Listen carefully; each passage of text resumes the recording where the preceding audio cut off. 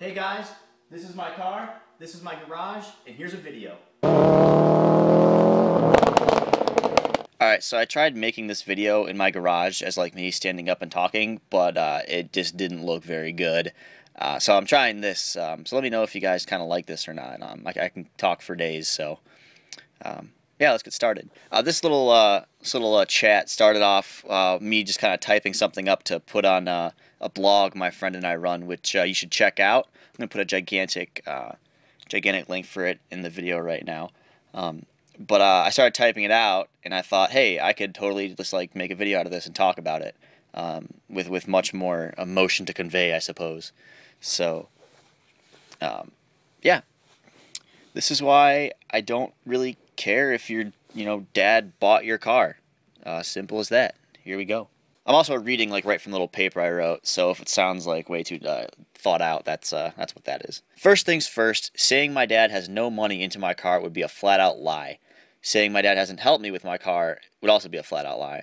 However, everything I have done to it has been on my own accord, and my dad is simply there to support me. He doesn't have any money into anything that doesn't just meet the bare minimum safety requirements for driving. Needed new brakes? Didn't have any cash? Yeah, my dad helped me. But did my dad buy me an STI clip? Absolutely not. Did he help me float cash for it? Yeah, but I returned him all the money, and if I asked him for like a new turbo or some wheels, he would laugh at me. Before I go into anything, I want to get my definition of kid out of the way. They say that once you turn 18 in the United States, you're a legal adult. But after being 18 at one point in my life, I can definitely say I wouldn't have considered myself an adult at that time. I'm 22 right now and still struggle to comprehend that society thinks I should be thrown into the world to make a name for myself, but shouldn't be able to rely on the help of my parents. Essentially what people are saying when they bitch about some kid getting a brand new M5, M3, RS4, STI, or whatever car you're talking about around this age is saying that they shouldn't have to rely on their parents and they should be treated as an almost subhuman if they do. Health insurance companies allow you to be claimed under your parents until you are 26 years old. This to me makes a lot more sense. At that point, you've had nearly 10 years to figure yourself out after you're done with the government-mandated babysitting, and I think it's rather fair to assume that you should be able to have some idea of what you're doing by then. So once you turn 26, you're an adult by my terms, but even then, it's still okay if you need help from your parents. For simplicity of argument, assume all of what I say is intended for kids from ages 16 to 26. A brand new M5, as built by me, and I like packages and options, is $122,787. That's a lot of dough. Almost no kid has over 120 grand laying around doing nothing, and if they do, obviously none of this would apply to them anyways. Where I grew up, as of 2012, the average income of everybody in the city was over $140,000 a year. And just by looking at some of the houses around here, I'm sure there are plenty of outliers on the upper side of the curve. I know people I went to high school with who were bought brand new RS4s and Mustangs as their first car. Anyways, the point I'm just trying to make is that it's totally possible for parents to have 120 grand sitting around being able to be spent on their kids. According to the College Board, the average cost of just tuition for in-state public colleges was $8,893 per semester, over 20 grand for out-of-state public schools, and over 30 grand for any private school. What are most kids from ages 16 to 26 doing? They're going to college. Assuming 8 semesters of school and 20 grand a semester, that comes out to a grand total of $160,000, and that's just in tuition. No book costs, no housing costs, and no weekend 30 racks of beer and 2 a.m. steak and shake run costs. Why did I bring this up? Well, because most of the time, who pays for school? Yup, parents. On average, it's well over the cost of a new M5, and no one ever complains about parents paying for school. Of course, you can argue that school is necessary and a smart investment for a person's future, and that an M5 is just a toy that's absurd and not necessary. Sure, I get it, I do. I go to school, and my parents are paying a lot of money for me to go there, and I definitely consider it an investment in my future. A lot of people will not get better jobs because of their degrees. It's a fact, and I'm not going to throw any degrees in particular out there because someone is just going to complain. For these people, college is simply a 4-year-long vacation where Milwaukee's best and questionable decisions are the toys, and 160 grand spent was not necessary.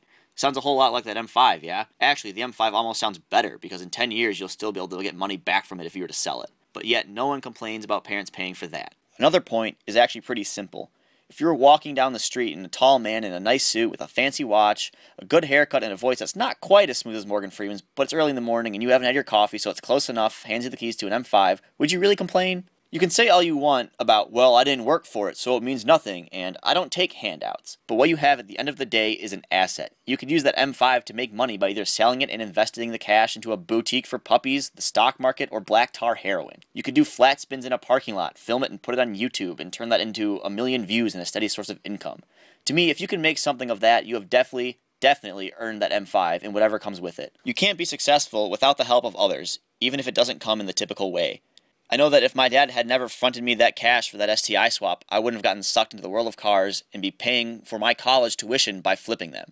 Do people still complain about my dad simply floating cash from an STI swap? You bet, and it's just ridiculous.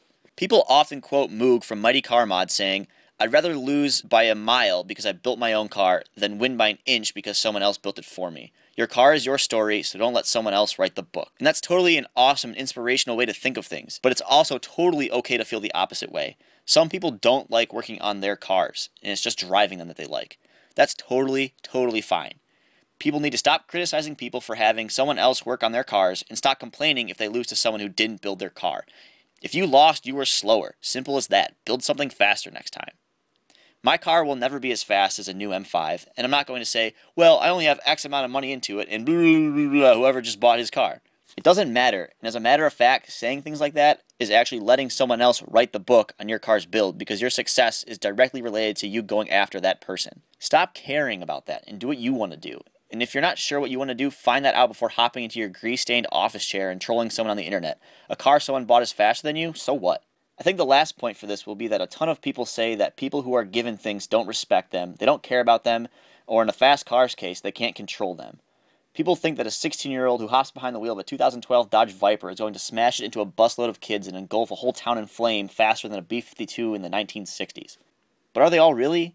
Like I said, I grew up in a place where a lot of kids got nice cars when they were 16, and you know what? For the most part, they were all very thankful and well-behaved. Of course, there's going to be that one guy who plows into 4 people, 2 parked cars, trying to drift his Mustang, taking a Michigan left on Hall Road, leaving a car meet. But is it really his fault?